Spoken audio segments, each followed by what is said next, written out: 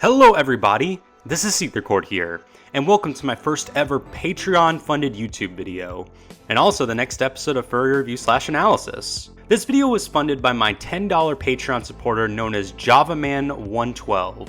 Or is it JavaMan112 or JavaMan112? I really don't know, and I'm probably overthinking it, I'm sorry.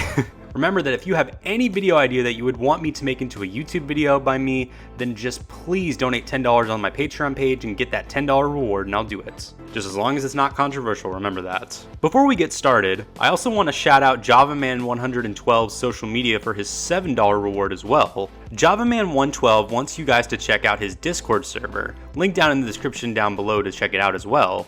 Also giving a shout out to his two friends Toba Woofy and Canaday for making him more passionate about the furry fandom again. So with that all cleared out and out of the way, it's time to get into the review. JavaMan112 asked me to review this webcomic and I thank him for helping us get this brand new form of media onto this series. For today's episode, we are going to be looking at a webcomic for the first time on Furry Review / Analysis. JavaMan112 asked me to review this webcomic and I thank him for helping us get this brand new form of media onto this series, because we never have reviewed a webcomic before. And that webcomic is entitled Housepets, created by Rick Griffin. You can either read the entirety of the series digitally on the official website www.housepetscomic.com, there will be a link in the description down below if you want to check it out there, or you can purchase a physical copy of the series on Amazon. The digital series has hours upon hours of content, being split into exactly 122 chapters, each of which averaging to around 10 pages along with 3 bonus sections. And the physical releases are currently separated into 9 different paperback novels, each costing around $10 to $15 US. To give a little disclaimer, I haven't read all 122 chapters before making this video because I don't have enough available free time to look at them, plus it would have delayed the production of other videos on my channel if I did so. I however have read the first about 50 or so chapters to get a general idea of everything and then skim through the last 72 to see how it currently holds up today. To explain the premise of the series, Housepets centers around an area within the United States known as Babylon Gardens, where in this universe, animals are anthropomorphized, obviously appealing to the furry fandom in that aspect, and they are capable of standing like normal humans do and are capable of interacting and communicating with humans by speaking to them. But even though they do act human for the most part, they still do have some characteristics of their species sprinkled onto them. Another interesting thing to point out about all this is how the main characters refer to the humans as their parents. So they are kind of depicting them as their children in a way, so I do find that interesting to say the least. The series mostly involves these anthropomorphic characters for the most part acting human, but also having to deal with everyday pet things as well, such as going to the vet. Let's get into the characters. The main characters that we focus on in this series is Peanut the dog and Grape the cat.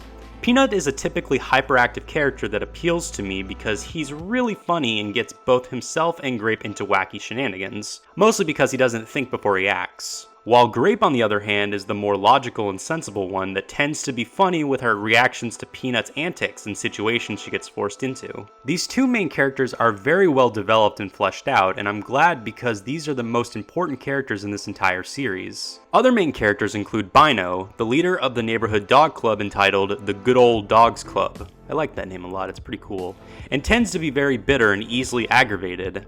This is primarily due to his older brother Fido overshadowing him and only being able to lead the club when he's not around. One thing that I do like when it comes to these character designs is the tags they wear. These are essentially what distinguishes all of the characters because virtually all of them wear a tag each with a different symbol upon them. For example, Peanut wears a bone, Grape wears a fish, Bino wears a diamond with a B on it, and Fido wears a diamond with an F on it. I like this touch to all of the characters and how consistent Rick Griffin is with assigning each character with their own unique tag. When it comes to the story itself, I really like how it keeps itself in the slice of life genre by being very calm and with nothing of too much urgency or danger going on. It kind of reminds me a lot of Ed, Edd n Eddy because that show also kind of had a premise of nothing of real urgency going on, and the characters living out their lives and the plot pretty much just focusing on whatever really happens in that day. Also, the humor is very similar to Ed, Edd n Eddy with the slapstick aspect mixed into it. Characters getting smacked in the head with frying pans, for example. The series progressively gets better over time.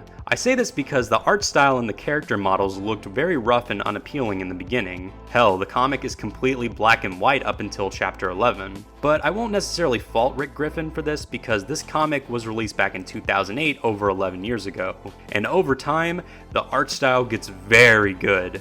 The character designs get way more fleshed out, the color palettes for all the characters look amazing, and the backgrounds are super creative and awesome. I even really like how they have a switch up in art style completely at some points, with some of the characters doing rough doodles and sketches. It's cute and a very nice touch because it gets a better understanding of the personality of the characters. Overall, Housepets is a webcomic series that progressively gets better and better over time, and you can tell that even from the very beginning that there was a lot of heart and passion thrown into it. The webcomic gets updated 3 times a week, so you'll always have something to come back to. There's also an official Patreon page to check out and support, so I will leave that and all the other Housepets social media down in the description.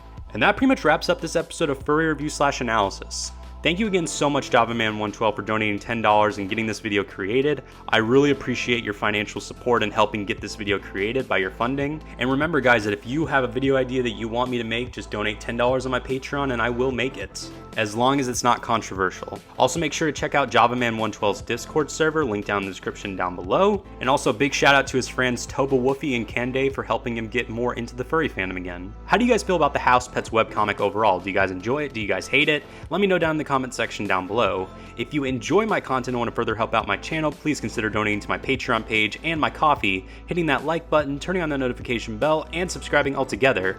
I've been SeetherCord, and I will see you guys in the next video. Goodbye, everyone. They're wearing Crocs. Crocs? No.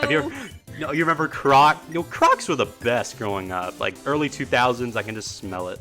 Oh my, smell it. I can smell the early 2000s with the Crocs.